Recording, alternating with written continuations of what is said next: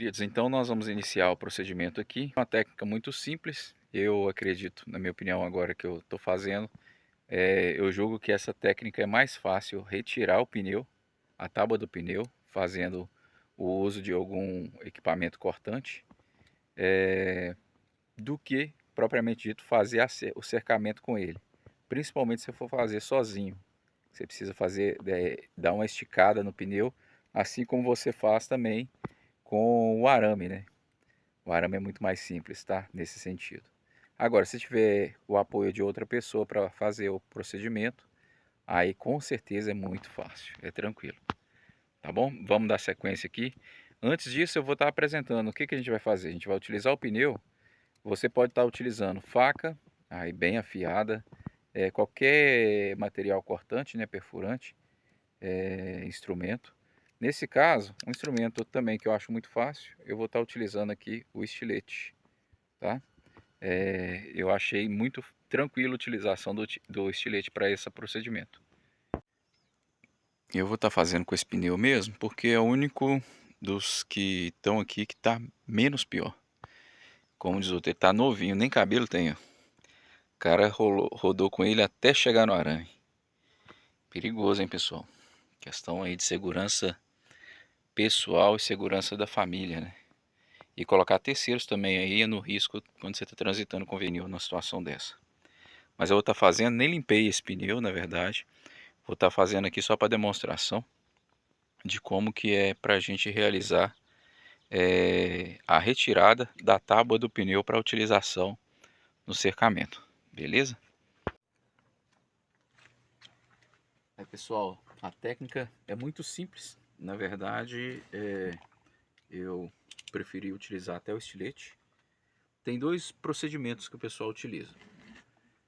Você pode vir nesse encontro aqui, ó. Nesse encontro aqui, ó, onde que não tem arame. Você pode estar vindo com o estilete e apenas riscando, ó, passa o estilete, vai abrindo, ó, até chegar aqui na frente, ó. Isso vai depender muito do pneu, tá? Tem pneu que ele é mais macio, tem pneu que ele é mais duro. Aí aqui, ó, agora eu vou perfurar, ó. Vou realizar o perfuramento primeiro. Isso. Agora eu faço o que aqui, ó?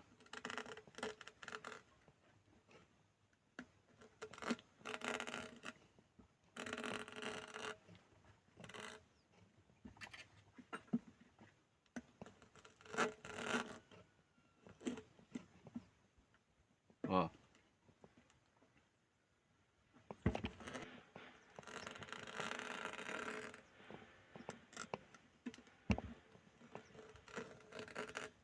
Outro procedimento que é esse aqui, ó. Você só finca, faz isso aqui, ó. Ó. Primeiro você tem que conseguir penetrar aqui, né? Ah, detalhe, eu não vou conseguir não porque minha lâmina tá pequena. Mas o ideal seria fazer isso, aí você vem rasgando assim, ó. Ó.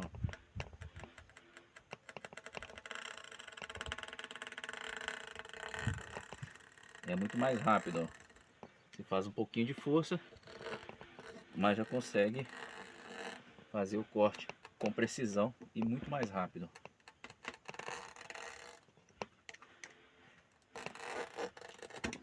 Olha, já finalizei. Infelizmente minha lâmina está bem pequena, mas já estou finalizando. Pronto, retirado. Aí a gente faz o procedimento inverso, né? Vira agora aqui e inicia o processo desse lado. E a gente retira isso aqui. Isso aqui depois eu vou utilizar também para poder colocar numa cerca. Mas como talvez aí uma ornamentação, pintar, não sei, vou pensar aqui. Mas dá para fazer muita coisa com isso aqui também. E então tem pessoas que utilizam a faca, como eu falei, tem pessoas que utilizam o estilete, canivete, faquinha, O ideal é utilizar alguma ferramenta bem afiada para poder fazer esse corte. Eu já vi também um senhor num canal, eu não me recordo agora o nome do canal dele, mas ele cortando com maquita, com serra mármore e também com esmerilhadeira. Cortar aqui com esmerilhadeira, porque aqui tem os arames, né? Então há necessidade de fazer um corte aqui com a ferramenta que não vá cegar, né? No caso aí a faca, qualquer tipo de utensílio nesse sentido, acaba cegando. Então eu fiz com a esmerilhadeira e confesso a vocês que cortou, mas eu não agradei porque soltou muita borracha, fedeu muita borracha queimada, espirrou aquelas faíscas de borracha queimada, inclusive no meu braço, queimou na cegueta, no arco serra. Achei bacana, simples. A única situação é que a gente acaba fazendo força para poder cortar, né? Mas achei menos arriscado do que na maquita, por exemplo, na serra mármore ou na esmerilhadeira. Beleza? Então eu mostrei o procedimento aqui. Aí daqui a pouco nós vamos então estar realizando o processo de cercamento próximo da nossa porteira. Beleza? Segue aí. Como vocês já sabem, aqui é a nossa entrada. Lá está nosso chalé, nossa cabana. E aí o que a gente vai estar fazendo? A gente vai estar fazendo um cercamento aqui. A área que eu falei é essa aqui. Eu sempre deixo 2 peças de madeira aqui. Cheguei a colocar até uma peça que a gente tinha aqui para poder travar a passagem deles. Inclusive com essa planta aqui, a gente acreditava, né, por ela ter espinho, eu acreditava que ela ia inibir. Olha os espinhos dela aqui. E ela estava verde, a gente arrancou ela agora recente, para justamente fazer essa passagem. Então eu pensava que ela ia inibir a passagem dos animais aqui, mas foi um engano meu. As pegadas aqui, ó.